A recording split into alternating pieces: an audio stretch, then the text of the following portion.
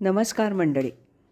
हृदयस्थ या मालिकेतील आजचा हा तिसरा लेख, खरं खुरं ऋषितुल्य व्यक्तिमत्व.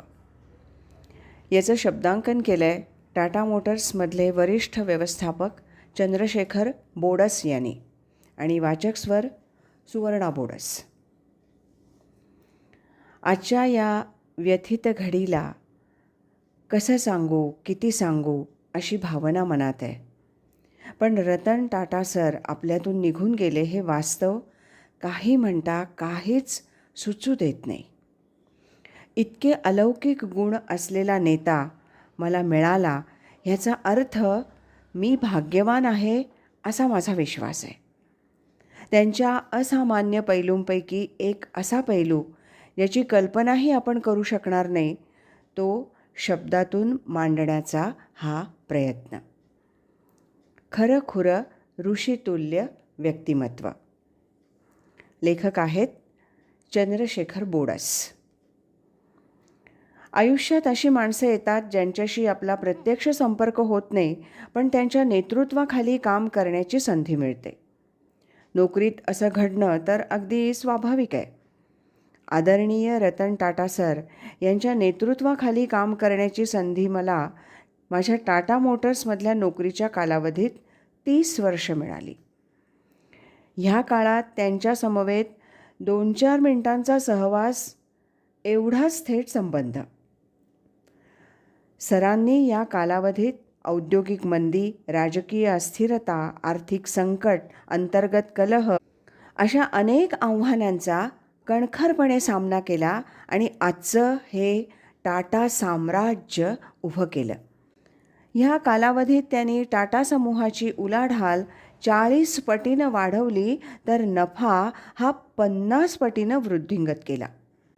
टाटा उद्योग समूहातील प्रतिष्ठित मानल्या गेलेल्या टेल्कोचा कार्यभार प्रथम त्यांच्याकडे आला आणि त्यानंतर 3-4 वर्षातच म्हणजे 1991 साली JRD टाटांच्या निवृत्तीनंतर ते टाटा ग्रुपचे अध्यक्ष झाले. अशा मोठ्या अधिकारपदाचं दायित्व म्हणजे सुळावरची पोळीच असावी आणि म्हणूनच संत तुकारामांनी म्हणून ठेवलं आहे, ज्याच्या अंगी मोठेपण तया यातना कठीण.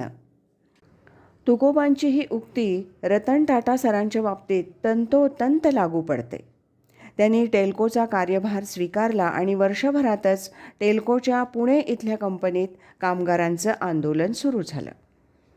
वेतन करार संपुष्टात येत असल्यामुळं काहीतरी निमित्त काढून कामगारांना उत्तेजित करण्याचा हा प्रयत्न असावा असं सुरुवातीला वाटलं. परंतु हळूहळू त्या लढ्याचं रूपांतर आडमोठ्या आंदोलनात झालं. त्यानंतर त्या आंदोलनानं उग्र रूप घेतलं. 6 महिन्यातच हे आंदोलन हिंसक बनलं आणि त्यात टेल्कोतील अनेक कामगार, कर्मचारी आणि अधिकारी पळून निघाले. ह्या आंदोलकांनी अधिकाऱ्यांवर आणि इतर कर्मचाऱ्यांवर शारीरिक हल्ले करून दहशत पसरवण्याचा प्रयत्न केला. रतन टाटा सरांनी ही परिस्थिती अत्यंत संयमानं हाताळली. कुठेही निष्पाप कर्मचाऱ्यांवर अन्याय न होऊ देता व्यवस्थापनानं ह्यातील हिंसक कामगारांवर शिस्तभंगाची कारवाई केली.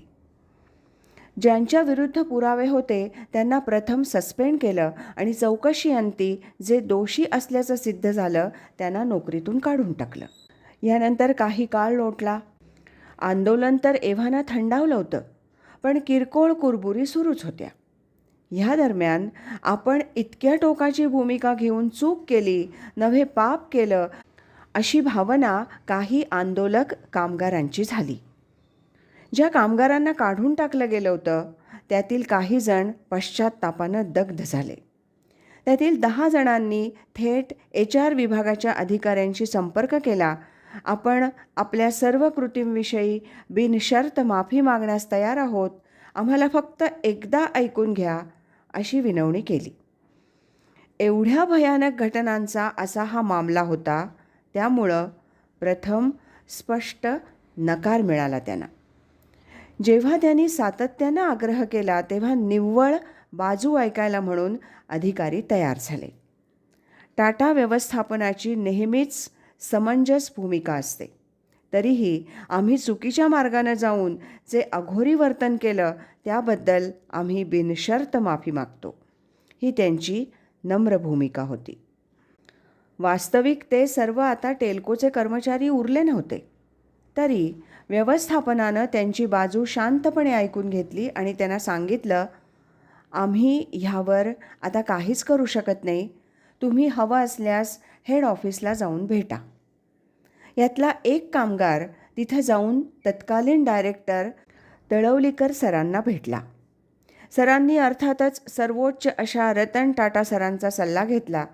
त्यानंतर टाटा सरांनी पुणे व्यवस्थापन आणि हेड ऑफिस यांनी कामगारांशी समन्वय साधून उचित निर्णय घ्यावा असा सल्ला दिला. सुमारे 10 महिन्यांच्या कालावधीनंतर संपूर्ण कायदेशीर पण संवेदनक्षम निर्णय झाला आणि त्या 10 कामगारांना पुन्हा टेल्कोच्या सेवेत सामावून घेण्यात आलं. ज्या पदावर पूर्वी ते होते त्याच पदावर त्यांना घेण्यात आलं. तसंच सदर घटनेचा त्यांच्या कंपनीतील कारकिर्दीवर कोणताही परिणाम होणार नाही याची हमी दिली गेली.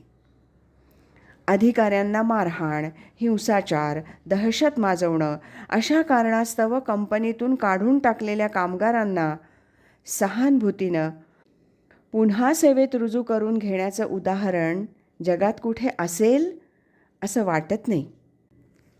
वास्तविक एकदा कायदेशीररित्या बडतर्फ केलेल्या कर्मचाऱ्यांची बाजू ऐकण्याचं कोणतंही बंधन व्यवस्थापनावर नव्हतं. मात्र हे फक्त रतन टाटा सरांनी दाखवलेल्या माणुसकीच्या उदात्त निर्णयामुळं शक्य झालं. केवळ नियम कायदे ह्यानुसार न चालता आपल्या निर्णयांनी नवीन बेंचमार्क्स रतन टाटा सरांनी निर्माण केले. Give it back to society हे जे टाटा संस्कृतीचं मूलतत्व आहे त्याची त्यांनी आपल्या कारकिर्दीत अपरिमित उंची गाठली.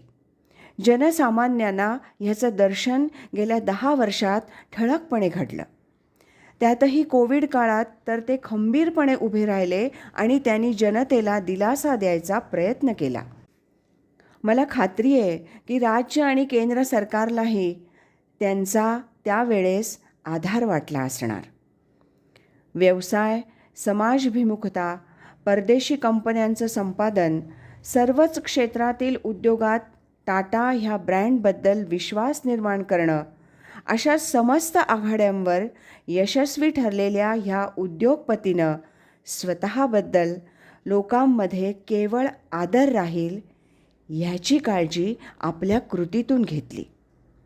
अशा ह्या ऋषितुल्य उद्योजकाचं आपल्यातून जाणं हे म्हणूनच एक सामूहिक शोकाची भावना दर्शवतं. यशस्वी उद्योजक असूनही समस्त मानवजातीसाठी आपलं जीवन व्यतीत करणाऱ्या ऋषितुल्य अशा रतन टाटा सरांना भावपूर्ण श्रद्धांजली आणि शतशत प्रणाम. खरंखुरं ऋषितुल्य व्यक्तिमत्व. लेखक चंद्रशेखर बोडस आणि वाचक स्वर सुवर्णा बोडस.